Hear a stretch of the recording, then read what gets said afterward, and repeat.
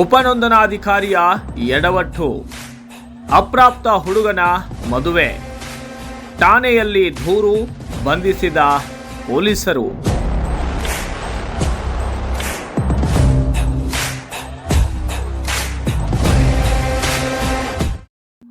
ಬಾಲ್ಯ ವಿವಾಹವನ್ನ ತಡೆಗಟ್ಟಲೆಂದೇ ಕೇಂದ್ರ ಸರ್ಕಾರ ಹುಡುಗಿಗೆ 19 ವಯಸ್ಸು, ಹುಡುಗನಿಗೆ 21 ವಯಸ್ಸು ಕಡ್ಡಾಯವಾಗಿರಬೇಕೆಂದು ಹೇಳಿದೆ. ಆದರೆ ಉಪನೋಂದಣಾಧಿಕಾರಿಯೊಬ್ಬರು ಹುಡುಗನಿಗೆ ವಯಸ್ಸು ಕಡಿಮೆ ಇದ್ರೂ ಕೂಡ ಮ್ಯಾರೇಜ್ ರಿಜಿಸ್ಟರ್ ಮಾಡಿ ಕೊಟ್ಟು ಎಡವಟ್ಟು ಮಾಡಿದ್ದಾರೆ. ಹುಬ್ಬಳ್ಳಿಯ ವಿದ್ಯಾನಗರ ನೇಕಾರ ಕಾಲೋನಿಯಲ್ಲಿರುವಂತಹ ಉಪನೋಂದಣಾಧಿಕಾರಿ KS ಹಂಚನಾಳ್ ಹುಡುಗನಿಗೆ ವಯಸ್ಸು ಕಡಿಮೆ ಇದ್ರೂ ಕೂಡ ಮದುವೆ ನೋಂದಣಿ ಮಾಡಿ ಕೊಟ್ಟು ಎಡವಟ್ಟು ಮಾಡಿದ್ದಾರೆ.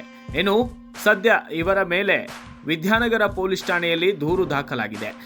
19/6/2024 ವಿದ್ಯಾನಗರ ಉಪನೋಂದಣಿ ಕಚೇರಿಯಲ್ಲಿ ಒಂದು ಮದುವೆ ನೋಂದಣಿ ಮಾಡಿರುತ್ತಾರೆ.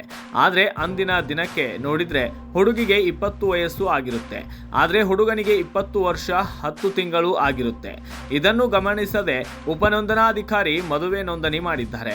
ಇದನ್ನು ಕಂಡ ಹುಡುಗಿಯ ಸಂಬಂಧಿಕರು ವಿದ್ಯಾನಗರ ಪೊಲೀಸ್ ಠಾಣೆಯಲ್ಲಿ ಉಪನೋಂದಣಾಧಿಕಾರಿ KS ಹಂಚನಾಳ್ ವಿರುದ್ಧ ಮತ್ತು ಸಹಿ ಮಾಡಿದ 4 ಜನರ ಮೇಲೆ ದೂರು ದಾಖಲಿಸಿದ್ದಾರೆ.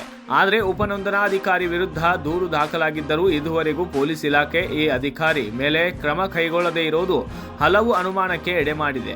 ಕಳೆದ ಜೂನ್ 19ರಂದೇ ಸಬ್ ರಿಜಿಸ್ಟ್ರಾರ್ ಹಂಚನಾಳ್ ವಿರುದ್ಧ ಯಾವುದೇ ಕ್ರಮ ಕೈಗೊಂಡಿಲ್ಲ.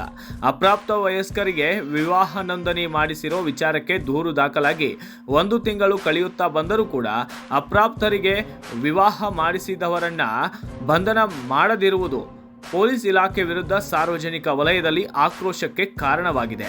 Bureau report, Kannada Janashree news, Hubballi. ಪ್ರತಿ ಜಿಲ್ಲೆಯ ಸುದ್ದಿಗಳನ್ನು ವೀಕ್ಷಿಸಲು ಹಿಂದೆ ಕನ್ನಡ ಜನಶ್ರೀ ನ್ಯೂಸ್ ಆಪ್ ಅನ್ನು ಡೌನ್ಲೋಡ್ ಮಾಡಿಕೊಳ್ಳಿ.